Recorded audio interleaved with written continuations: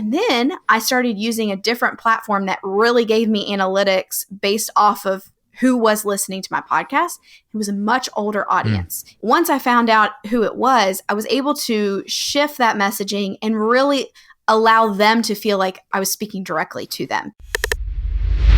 All right, Allie, thank you so much for coming on today. Let's start with the age-old question. Why don't you just tell us a little bit about yourself? Yes. Okay. So I am Allie Martin. I am based in Shelbyville, Kentucky. I own Fame and Fortune, which is a PR and social media agency. And my background is in PR. I previously ran Amazon's PR for the Southeast region of the United States and really was able to see how they were able to take those tactics and really win over the small communities they were in. And I started Fame and Fortune utilizing a lot of those same tactics for small business owners. So I work primarily with female entrepreneurs as they are looking to get more visibility in their business and in their space by becoming more credible and really just growing their name in their communities. Yeah, absolutely. And I think that your path of Amazon into your own thing is something a lot of our listeners can relate to, because so many of us, work for, big corporations, but we kind of have this dream of running our own business. Why don't you talk a little bit about that transition into kind of what jump-started your desire to do your own thing? Well, to be honest, I was laid off. So there was kind of this, and I actually was in the process of going through 2 layoffs in the matter of a year. So really, it was kind of this observation of, do I want to put all my eggs in one basket again and go with another corporation, or do I want to be in control of my destiny? So just a lot of those bigger businesses, while they do have the name that comes along with them, there is the chance that they are going to go through layoffs. And it's just can be simply a matter of they reorganize the department. And so you're cut effective immediately. So I really analyzed that I'd been in the industry for about 10 years. I had really gained a lot of skills. I was doing some side projects already from businesses that had reached out to me and was just working on those at night. So it was just a matter of saying, okay, if I can get to this money goal by 3 months from now, then I will go out on my own and just keep this going. But if I don't get there, then I need to go back and look for another job. So it was one of those processes where I was not completely confident in it. And I definitely kind of walked on the line a little bit before I was able to prove to myself that this would be something that I could continue. And now here we are almost 3 years later, and I have a staff of 5, and we have more clients than I could have ever imagined. And I'm just so blessed and really wish that I had made the jump even sooner. Well, I think a lot of people can also relate to the idea of walking that line, because it is scary. And then there also is not like doubt, but you really do have to prove to yourself, and whatever metric that is. For example, yours was financial, right?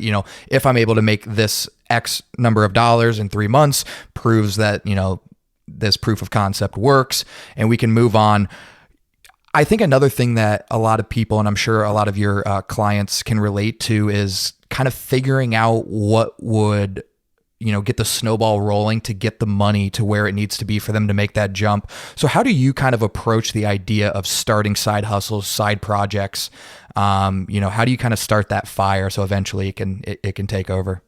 Yeah, that's actually a great question, because I think a lot of people, in my eyes, do it a little bit haphazardly. Mm-hmm. I'm a little bit more conservative when it comes to starting these side projects. I am all about as little as money as you can invest into it to be able to see that, even that just little bit of return on what investment you do put into it.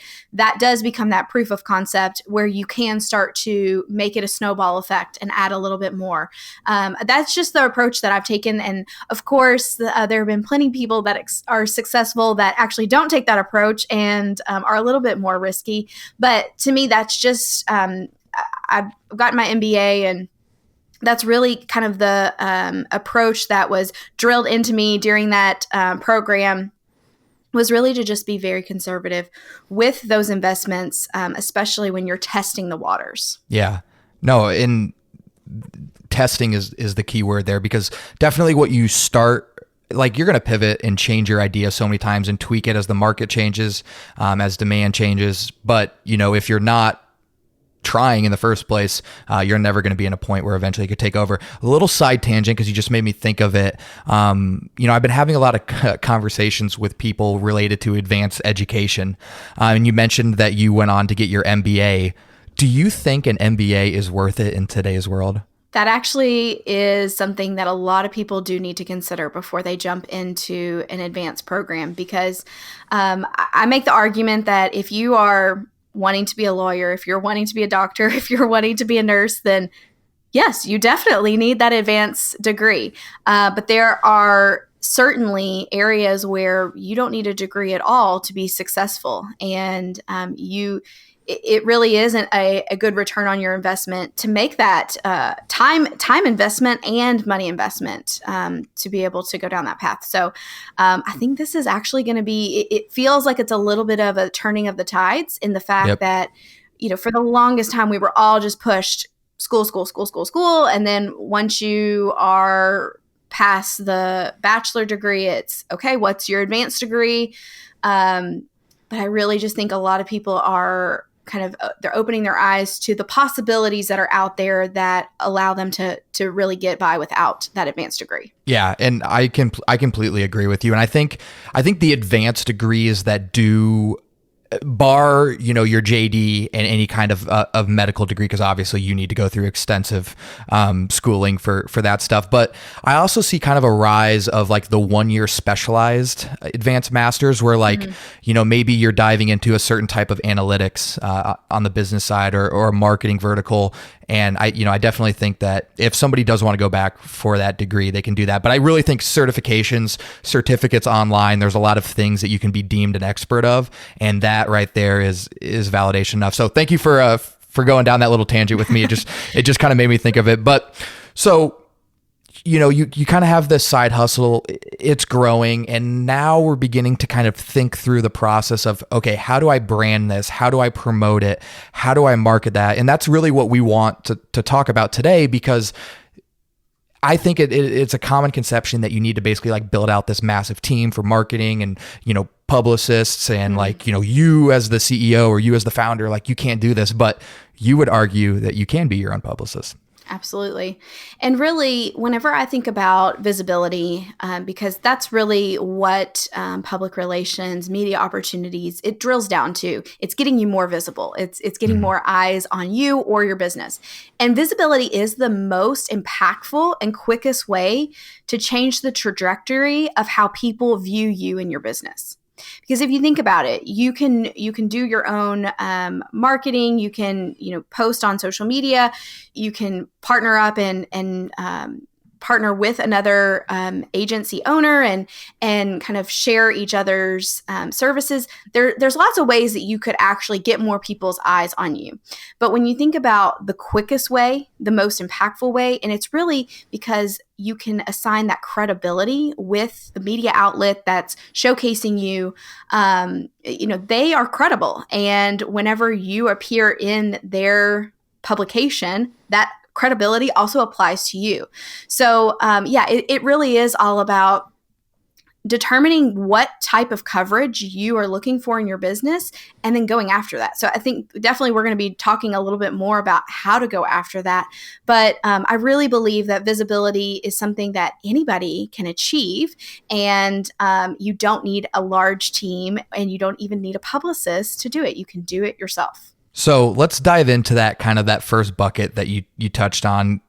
Get the coverage you deserve. Because if you ask me what I deserve the world. I am the entrepreneur.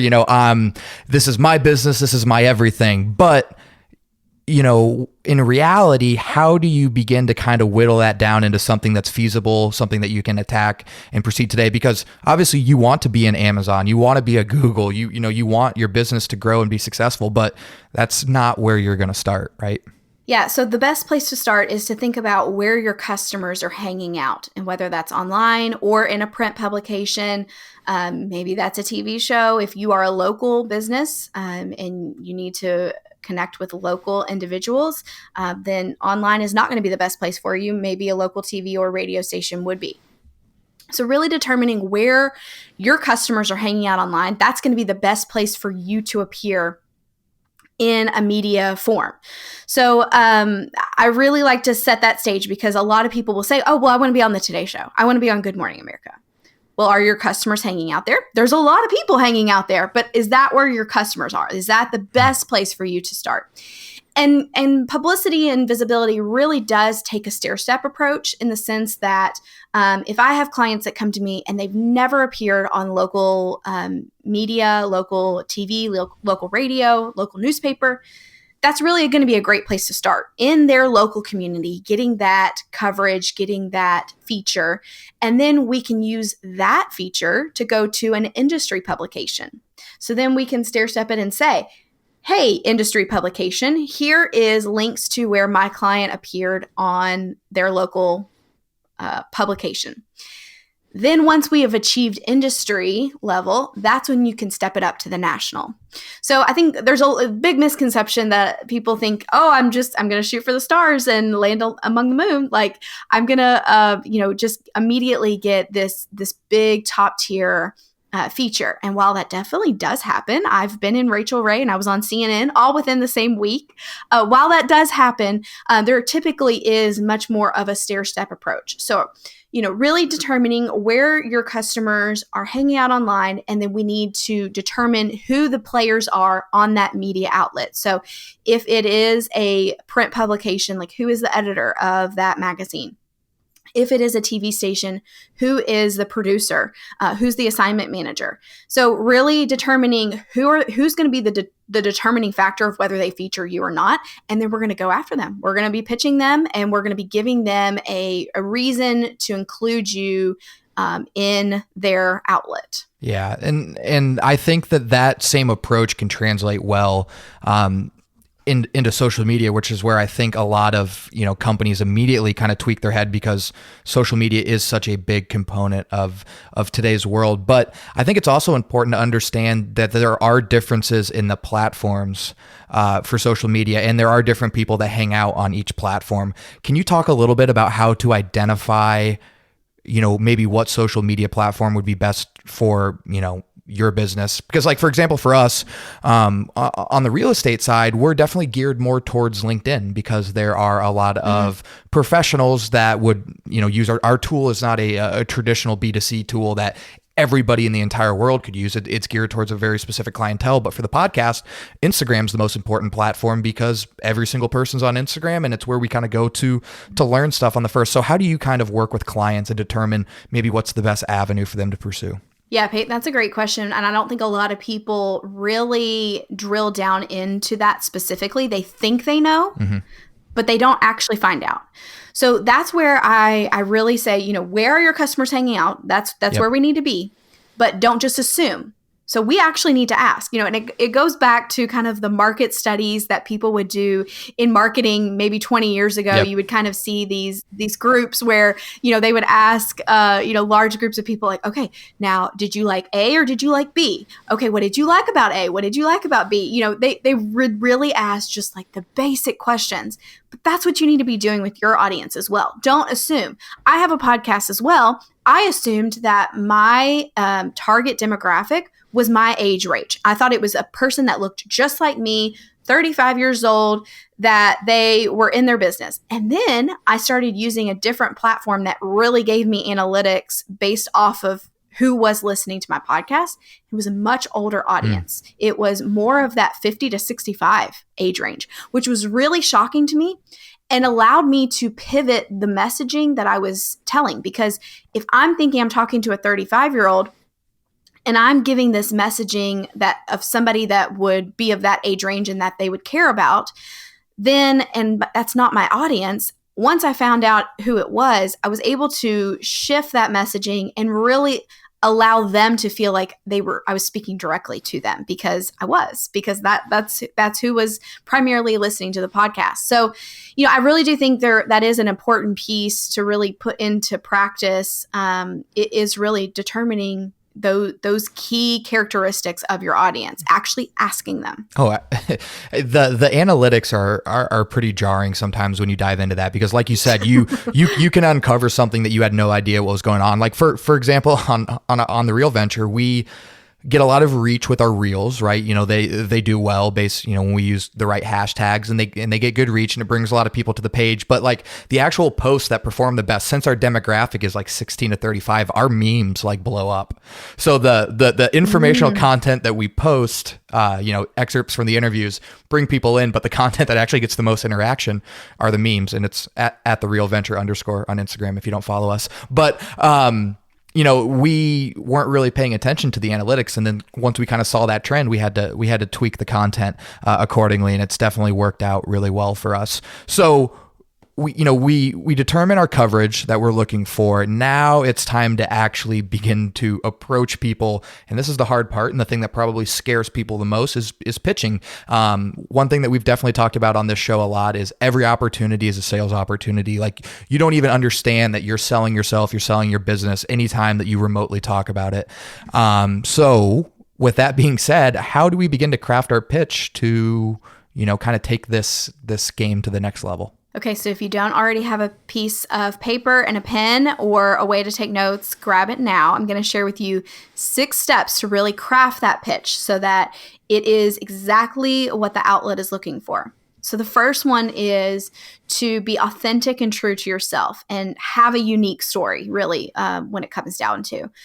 So when a journalist is determining who to feature on their outlet, as you can imagine, if they're looking for, I'll take somebody similar to me, for example. If they're looking for a social media strategist to highlight, there are plenty out there that they could find. They could sit down in Google and find a number of individuals to showcase.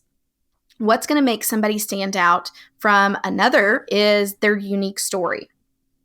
So by sharing exactly how they got to that role, how they had to go through a number of layoffs to really find their groove, those are the kind of stories that really make you stand out. So be able to share that unique angle that you provide. The second thing is, and this is not meant to be crude, but it's not about you. So as much as we are looking to get credibility and visibility for you and your business, it's actually not about you. So we're using the media to allow us to tell our story, but we actually have to provide them with more than what we are looking to get out of it. So by when I say it's not about you, what I'm really meaning is we need to provide them with what we can provide the audience. So, their audience tunes in because they know that they can find value in their programming. They can pick up the paper and learn something from an article. So when we can offer individual and realistic ways that we can inform the audience, entertain them, whatever the goal of that outlet is, that's going to be when they're going to go, okay, this is somebody that can partner with us. So you have to think about it in more of that terms of this is a partnership. We're giving them what they need. They're giving us what we need, rather than me, feature me. I'm great. Here's all the great things that I do. Yep. So the third thing is a timely and relevant pitch to the outlet. So what I mean by that is we are in the new year, and right now a lot of people are focused on goals. They're focused on achieving their New Year's resolutions. So if I have somebody that is a time management expert that can step in and say, this is how you actually achieve your goals, that is timely and relevant. That is something that the outlet's viewers or listeners or readers are actually, they care about right now. So that is a timely and relevant pitch. But if I'm pitching something about how in the summertime you can go to this destination, they're going to look at you and say, well, that's not really relevant to what we're focused on right now. And the media does typically work in a very short time window. So they're not necessarily planning ahead for the most part. There are definitely some print publications that plan ahead, but for the most part, they're not planning months and months ahead. Fourth thing is you have to really sell your topic or your idea if it's not something that they are currently covering. You could be a lawyer and you could want to offer specific insight to a case that's appearing on the national stage as far as it's currently in court. That's fine. You don't have to necessarily sell why that's important because that's something that they're currently covering. But if you are a time management expert and you're really wanting to sell the idea that you do have to manage your time in order to achieve your New Year's resolutions, maybe providing a stat is really going to allow the outlet to see, okay, this person really knows what's going on. They really are a leader in their industry. So we have no problem showcasing them as that leader. Number 5 is mapping out the segment. I have been in the journalist's shoes before. I have worked with journalists that say, this is the best thing by far. Please do this for every client that you work for. And that's truly us providing, here's the questions that your reporter could ask.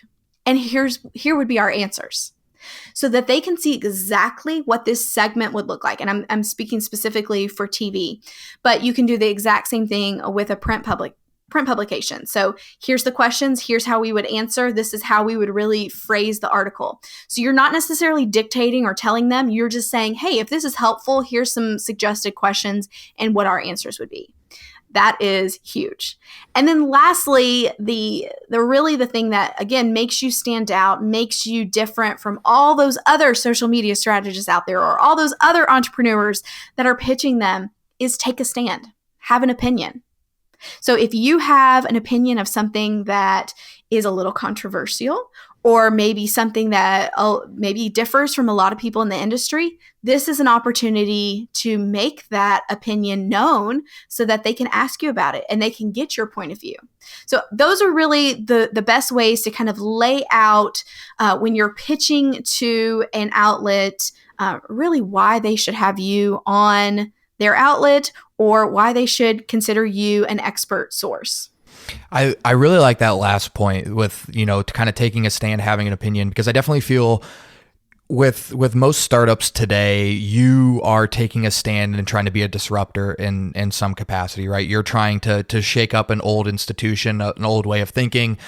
Definitely, like in the crypto space, a lot of people are kind of making that one in relation to traditional currency, but in anything that you do, and really, the stand you take and the item that you're differentiating on, that's incredible content right there. And that's something that you really should be pushing, because that's, depending on what your position is, that's something that you can really be, that's something you can really be known for, good and bad. So pick the right position. But that's something that, people are now synonymous with your name and definitely from a content perspective, an incredible place to start. So we just went through those 6 options, and, I know a lot of people right now are thinking through like, okay, like, those 6 options, I'll start planning it out, and that will probably take me a couple months, but there are some steps that you could take right now. And what are those? Yeah, I love that. And even to piggyback off what you just said, even sharing those opinions on your social media platforms, using that messaging elsewhere really provides you that branding of that opinion. Again, if it is going to be in a positive light, we definitely want to share it. But using your other resources and your other traffic sources to support your publicity and your visibility approaches is great. So as far as what you can do this week, so the first thing I would say is gain that clarity. So what are your dream outlets and how are you going to reach them? We talked about that stair-step approach, but start mapping it out of, okay, if I want to get to Good Morning America, what do I have to do in order to get there first? So where do you want to be? Where do you ultimately want to end up as far as with your publicity? And number 2, what is your headline worthy story? So if a journalist called you up today and said, hey, I want to feature you, tell me what I should feature you on. You should have some type of headline-worthy story ready to share with them. And that can be anything that you are an expert in. That can be your opinion. What can you educate the community on? Number 3, and this is something that most people don't do. So if you do it, you will stand out, and that's build relationships. Mm-hmm. Public relations is 50% relationships. So, starting to identify those industry publications where you want to appear, who are the editors, who are the reporters there, start following them on Twitter, start sending them a message once they release a great article that you really connect with. Let them know. That's going to be how they start to recognize your name when an email from you appears in their inbox. And number 4, there is a website called Haro. A lot of people have heard of it. It stands for Help a Reporter Out. It's Haro, Haro. This is a free tool that sends you 3 emails a day with journalists that are looking for sources for their stories.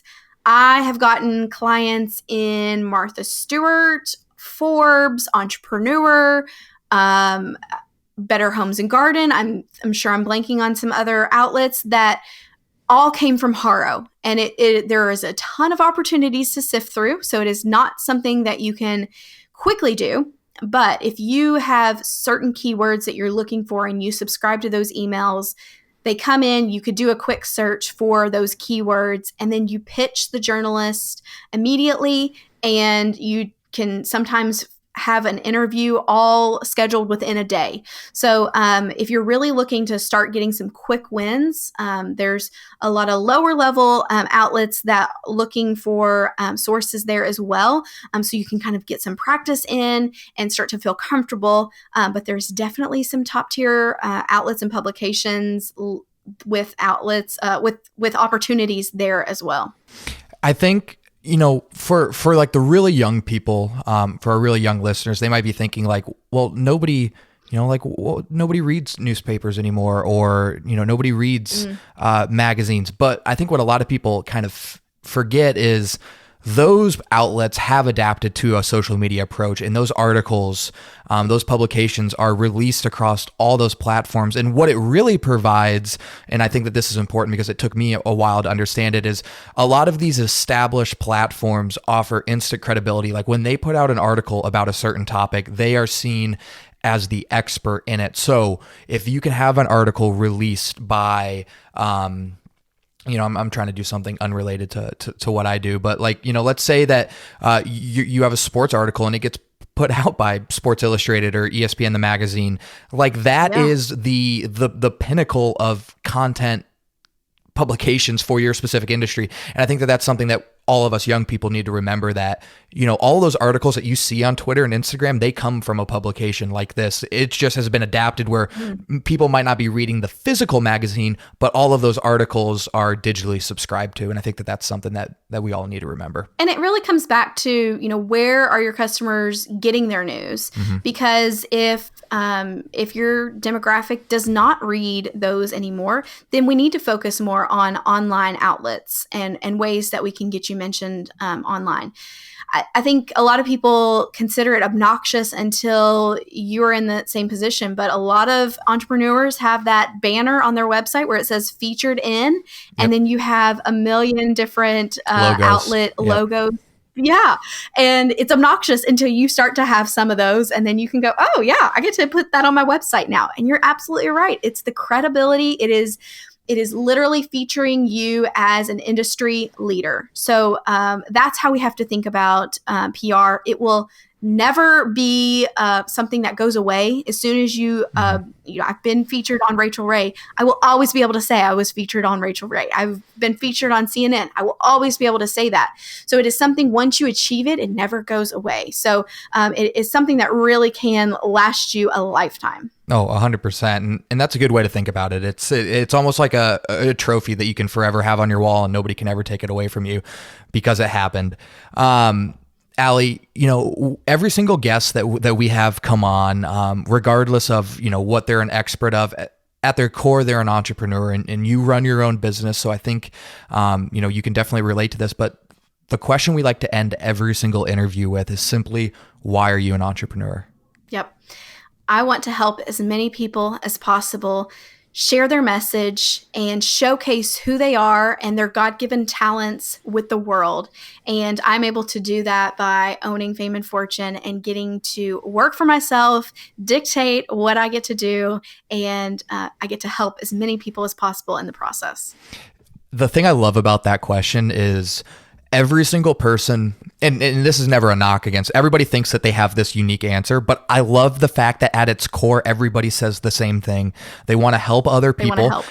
And they want to be their own boss. And I love how those two things come out, but it's incredible that, you know, the way that they got into it, the way they started, what they specifically want to help with, because everybody's different, but at its core, entrepreneurs are great people and they want to help somebody and they want to do it for themselves. And you kind of got to like help yourself first to help others, kind of thing. And I think that is definitely at the core of entrepreneurship. But Allie, I am really appreciative of you coming on today. If people want to learn more about what you do, get into contact with you, maybe even, contact you for your services, where can they learn more? I am on all social media platforms at the Allie Martin, and it's Allie, Allie. So at the Allie Martin. Awesome. Allie, thank you so much. Thank you, Peyton.